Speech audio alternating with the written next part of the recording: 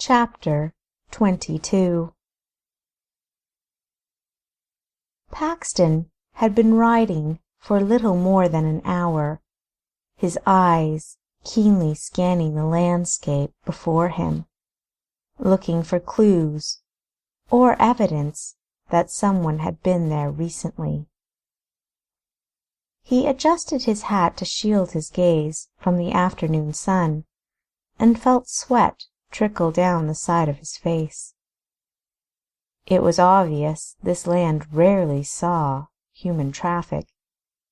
It was difficult to navigate because of layers of thick brush, a rocky terrain, and the presence of dangerous wildlife.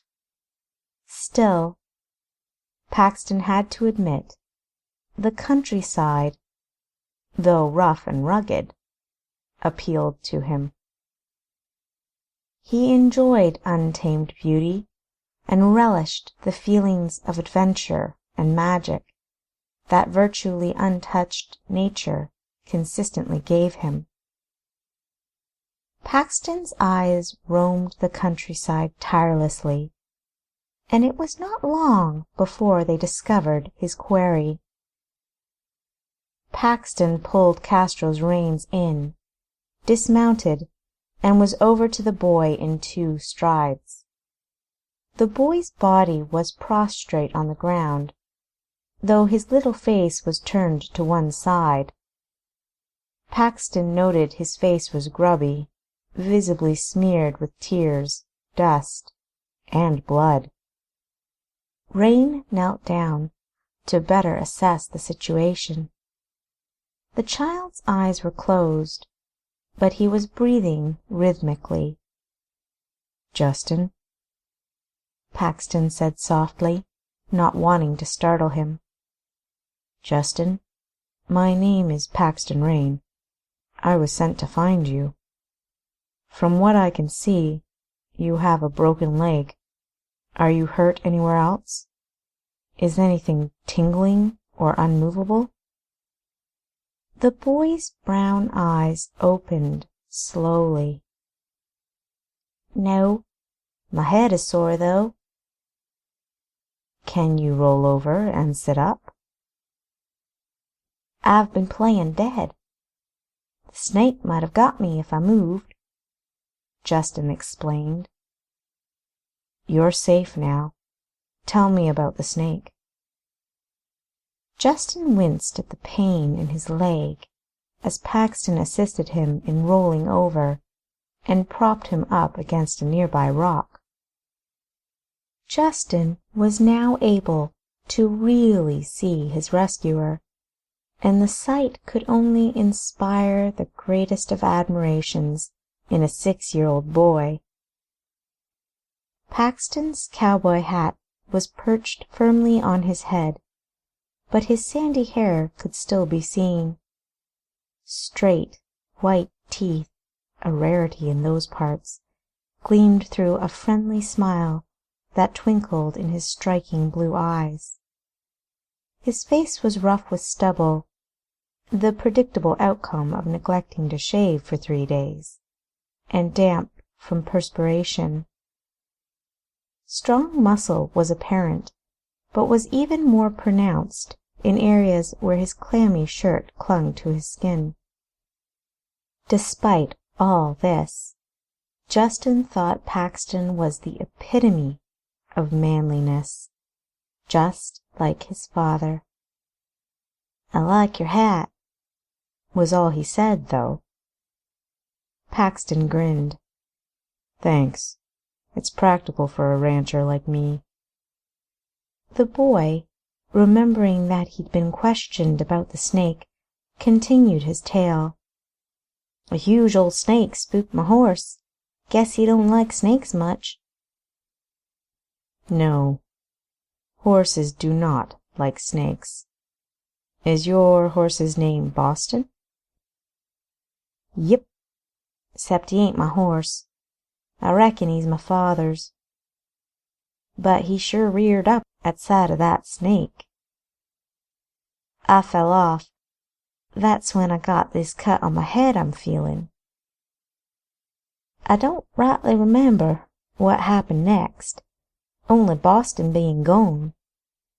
I didn't know where the snake was, and I sure wasn't gonna go looking, so I didn't move. Good you're here. I was getting real bored. It was smart to stay put, Justin, especially with this leg. Paxton held the boy's chin and rotated his head about as he examined him. Reign clucked, searched in his pack, and removed his first aid kit and some water. Drink, he commanded, handing over the flask. He dabbed at the bloody scratch on the boy's cheek with a damp cloth until the wound was clean, and then applied some salve on the large bump that had formed on Justin's forehead. Well, Justin, you're a very lucky boy. A broken leg is the worst injury you have. Paxton briefly explained what a broken leg meant. Justin ran a hand through his thick, dark, curly hair and watched as flakes of dried mud fell into his lap. You say I won't be able to walk or do anything fun for months. I wish I could call that lucky, sir. My ma's gonna be mad, too, isn't she? She's always after me to stay out of the stables, but that's no fun. I love the horses. She's always going on about what I shouldn't be doing. The boy pouted. I can't do hardly anything 'cause of her. Today I thought I'd show her how well I can ride. Paxton started to work on creating a splint. Why do you think she asks you not to do certain things? Ma doesn't ask, she commands. And 'cause she wants to ruin my fun. Justin shrugged under Paxton's admonishing look. I reckon she's worried I'd get hurt, but I wouldn't. Paxton smirked and pulled the wrapping tight around the splint. Justin winced. Well, maybe she was right this time, but I ain't got hurt before. Why do you think she cares if you get hurt? The boy rolled his eyes, grudgingly conceding, "'Cause she loves me." Paxton put his hand on Justin's shoulder. That's right, Justin, and I'm glad you know that. He rose and went about collecting materials to construct a makeshift stretcher. Right now your mother's out of her mind with worry, and she'll probably be quite cross with you when you get back. But at least you know she loves you. I hope you'll exercise a little more obedience when you get back home. Justin's lips slid to one side as he considered the idea. I'll try. Gently hoisting the boy onto the stretcher, Paxton secured him and warned, "This is going to be one mighty bumpy ride." What about Boston? Boston'll find his own way home, I'll bet, if he hasn't already.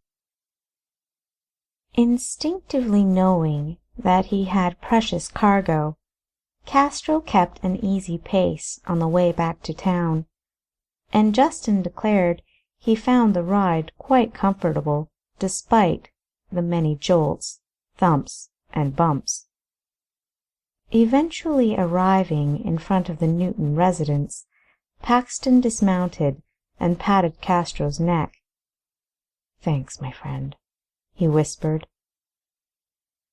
The front door of the house swung open, and both Justin and Paxton heard a woman's hurried footsteps as they landed on the wooden planks of the porch.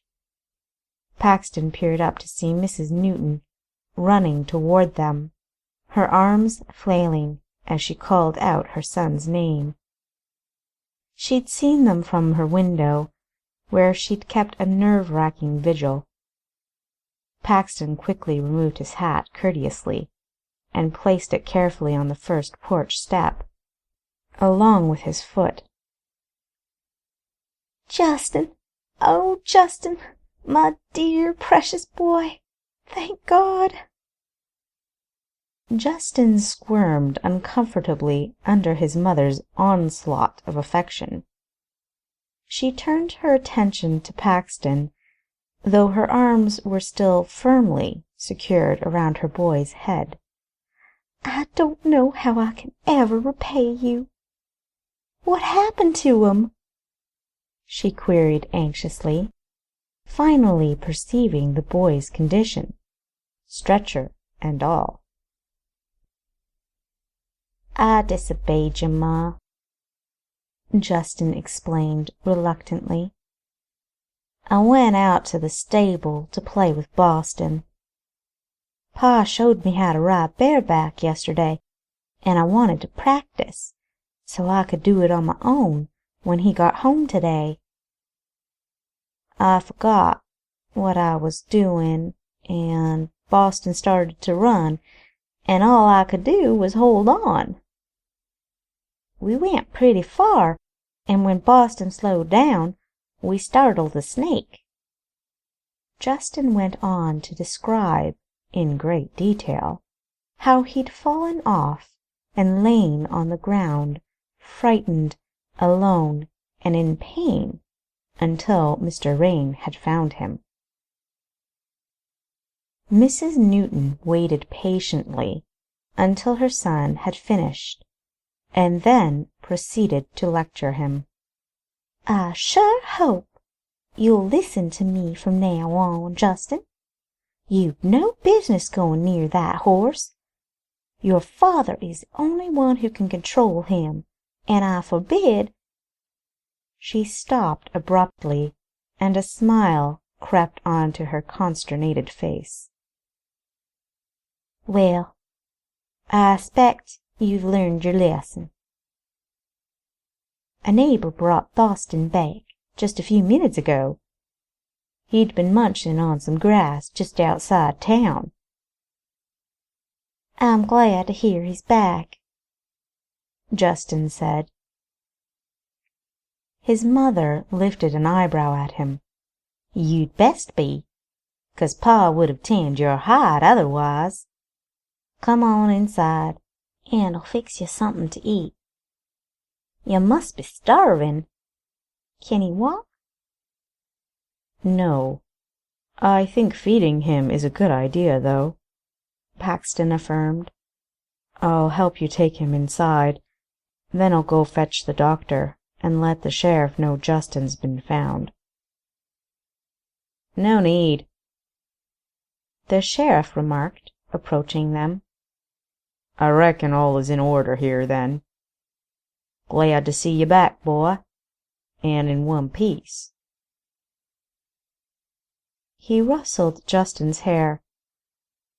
"I was just forming a search party," Scythe publicized, looking at Mrs. Newton. "I'll go and let the mayor know the boy's back. Sure he's been worrying." "Sorry, Sheriff, sir," Justin apologized sincerely. "Sheriff," Mrs. Newton, her tone of voice rueful, gestured toward the neighboring house in the distance. "please apologize for me. I meant no harm." She trailed off, unable to continue. The sheriff tipped his hat. "Will do, ma'am. Take care of yourselves now." "I heard the lady staying at the mayor's house is your sister." Mrs. Newton's body language indicated how awkward she felt at having accused the sister of her son's rescuer of kidnapping. Paxton grinned charmingly. Please, don't worry about that.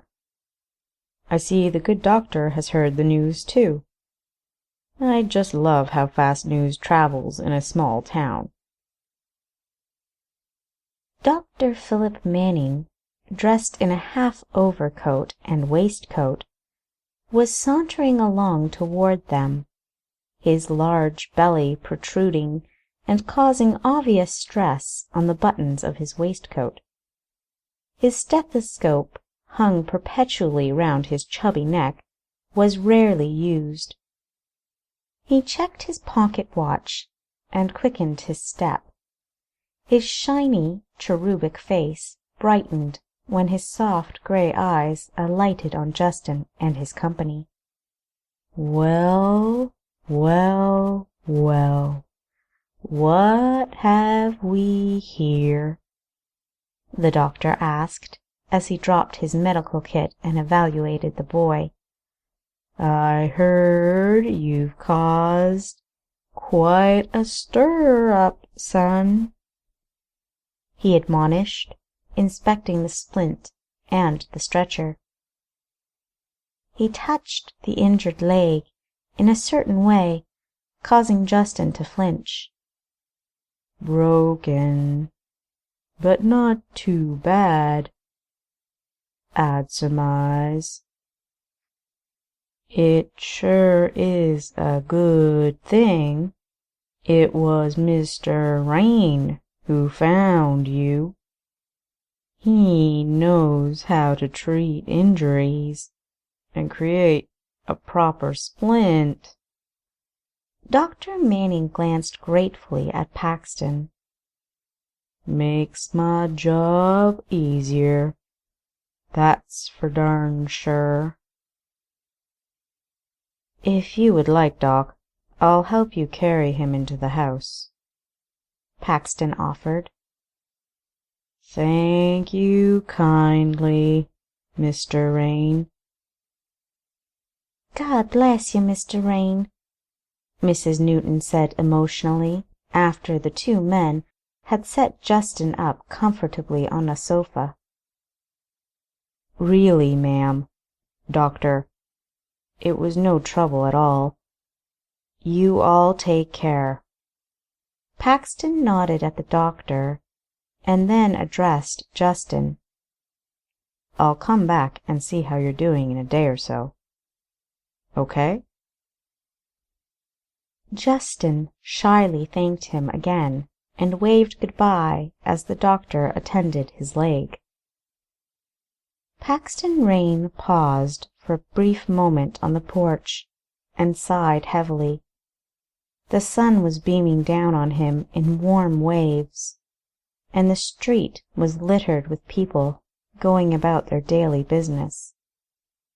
As was a habit of his when he had too much on his mind, he raked a hand through his hair and wondered what he should do next. He heard someone say his name and turned in the direction of the street where the voice had come from. Fenton Stanton leaned casually against a lamp-post, his hands in his pockets, and a peculiar grin on his face. Lively, Paxton descended the steps and seized his hat. I heard you were responsible for locating the Newton boy. Excellent. Hardly a surprise, mind you. So, Paxton, where does this leave us? The latter cringed when his brother-in-law used his first name, and quipped, Us isn't generally in my vocabulary when it comes to you. Smirking at the comment, the other replied smoothly, Come now, brother. You must know I'm curious about my wife. I don't understand what you're asking me. I want to know where my wife is. She, unlike the boy, is still missing, you know. Is she? There was an intense Silence, while each man regarded one another cautiously. I don't know where Amelia is. The eldest Stanton looked the rancher up and down appraisingly, but he did not detect any dishonesty. Then perhaps you could find her. As politely as you might ask, brother. Paxton emphasized the word brother with only a minor hint of malice. If Amelia wishes to return to you, she'll do so on her own. There were no indications of foul play in the circumstances of her departure, from what I've heard. Were there any, then I'd search for her. He placed his hat on his head resolutely. Now, I bid you good day. Fenton grabbed Rain's arm, only slightly surprised by the amount of muscle concealed beneath the shirt sleeve. He waited until Paxton turned to face him, and for one moment his voice was entirely sincere, and betrayed more than he wished. Please, Rain, I must have her back. Mid-sentence, Fenton regained his senses, and his entire body stiffened. His face became a derisive leer. He switched his tactic. I would hate to bring the law into this. I doubt the law would get involved. They'd likely refuse for the same reasons as me. I do know, however, that your brother has quite a rapport with the sheriff, and you might be able to swindle him into assisting you to find her. Eventually. If she wants to be found, that is. Fenton continued, as if he had not heard the response. You see, Rain, my lovely wife has not only deserted me, but has seen fit to rob me blind also. Superb timing, is it not, that I just received a letter from my accountant, who, in my absence, was authorized to maintain my estate. His letter indicated that when he visited my home to conduct some business, he was dismayed to discover my safe had been entirely drained. Strangely enough, the letter was dated a couple of days after I left New York. Since Amelia, my accountant, and I are the only ones with access to the safe, and I highly doubt it was my accountant, there's little mystery as to who is responsible for the lack of contents. Nor is it a coincidence that my wallet is completely empty, a state it wasn't in when I last opened it. If I were to get the law involved, I'd have no choice but to expose the circumstances, and once my wife is found, to prosecute. So, I suppose I shouldn't hesitate in contacting the sheriff. Paxton turned away, scuffing his boot in a gesture that didn't convey carelessness, but indignation. Well now, I guess you know what it's like to be betrayed by a person that you should have been able to trust. At this moment, Fenton, you've personally experienced how it feels to awaken with nothing because of that very person. He tipped his hat, his eyes focusing meaningfully on his brother-in-law. Best of luck with your predicament. Fenton yet again seized the rancher's arm before he could get far. I don't want to go that route. Put our differences aside and help me find her. I'll pay you for your time. My answer is no, Mr. Stanton. He removed his arm from Fenton's grip. I can't trust you. How do I know this isn't another ploy to draw me away from Elizabeth, so that Maxwell can get his hands on her? I don't. Excuse me. Fenton's face reddened, and he put his hands back in his pockets, as if to keep them from doing something he would regret later. It didn't take him long to conceal his more violent emotions, and soon he was grinning. Deputy Howard wasn't joking when he said you were a wily fox. I only wish that this were a part of our scheme, but unfortunately it isn't, I swear to you. I'd be foolish to believe you. Even if I did, I'd still refuse to help bring my sister back from the most sensible move she's made yet. Despite what you believe, Fenton ground his teeth, attempting to control the anger his desperation and Paxton's attitude incited in him. Paxton cut him off. It's her choice whether or not she wants to be with you, not yours, and certainly not mine. I consider this discussion closed. I'm sure you'll cope. You have an uncanny knack at that, don't you? Furiously, Fenton watched his foe walk off, calling after him, I have other means of getting my way, Reign. As you well know, I will not hesitate to use them.